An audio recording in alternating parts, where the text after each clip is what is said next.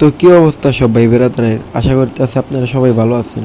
তো এখন আর কি রাতে 2টা বেজে গেছে, আমার চোখে ঘুম নেই। কারণ কি ভাই, কারো ফার্স্ট ব্লগ ছাড়লেই ওইটা ভাইরাল বা একটু ভিউ আহে, আর আমার ভিডিওতে কোনো ভিউই নাই। মশারি টশারি টানা বয়া রইছি, কিন্তু চোখে ঘুম নেই। আমি যে ভিডিওটা ছাড়ি ওইটাই ভাইরাল হয় না, এটা নিয়ে আমার মাথাটা নষ্ট। তো মাথা নষ্ট, টেনশন মাথায়, এখনও চোখে ঘুম আহে না। টেনশন করতে করতে রাইতে 2টা বেজে গেছে। টানা 10টা থেকে 12টা ভিডিও আপলোড করছি ভাই। এটার পরেও কোনো ভিডিওতে মানে 100টা প্লাস ভিউ আহে না, মানে 100টা ভিউই আহে নাই কা। তো এটা দেখলে ভাই যে কারো মন খারাপ হইব ভাই। তো ভাই মুডটা অফ। আর এমনি রাইতে 2টা বেজে গেছে, খাওয়া দাওয়া করি নাই কা। তো ভাবলাম মুড অফ, তো খাওয়া দাওয়া না করলে এমনি শরীরটা দুর্বল হয়ে যাব। তাই আর কি খাওয়া দাওয়া করলাম। আর আমি আরেকটা জিনিস লক্ষ্য করলাম যে ভাই, লজ্জা পাইলেই চলবো না, হ্যাঁ।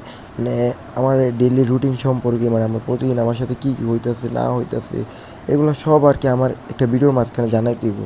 আর আরেকটা মেন টপিক হইতেছে কি, একটা ব্লগ ভিডিওর ভিতরে আপনার 40% রাখতে হবে আপনার লাইফ সম্পর্কে, 40% থাকবে আপনি যেই টপিকে ভিডিওটা বানাইতেছেন ওই টপিকটা, আর 20% থাকবে হলো যে আপনার এডিটিং। এই মানে এই 100% থাকলে আপনার ভিডিওটা ভাইরাল হওয়ার সম্ভাবনা আছে।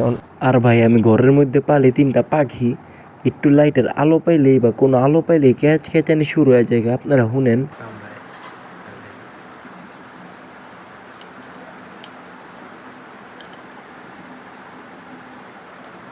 আর কি ক্যামেরাতে একটু আলো পাইছি না, ক্যামেরা দেখছি, আমি সামনে গেছি, এটার লেগে আর কি একদম চুপ হয়ে গেছে, কোনো কথাবার্তা নাই।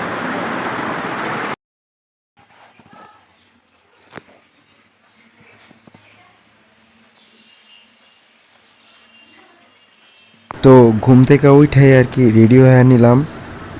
তো এখন বের হয়ে পড়লাম। আর যা সত্যি কথা আর কি, এই ভিডিওটা এডিট করতে আমার 2 থেকে 3 দিন সময় লাগছে।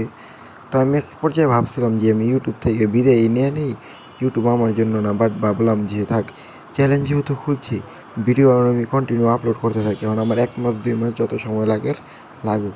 তো গাইস, আমি যাই দোকানের দিকে, তোমরা আমার চ্যানেলটাকে সাবস্ক্রাইব করে আমার পাশে থাকো।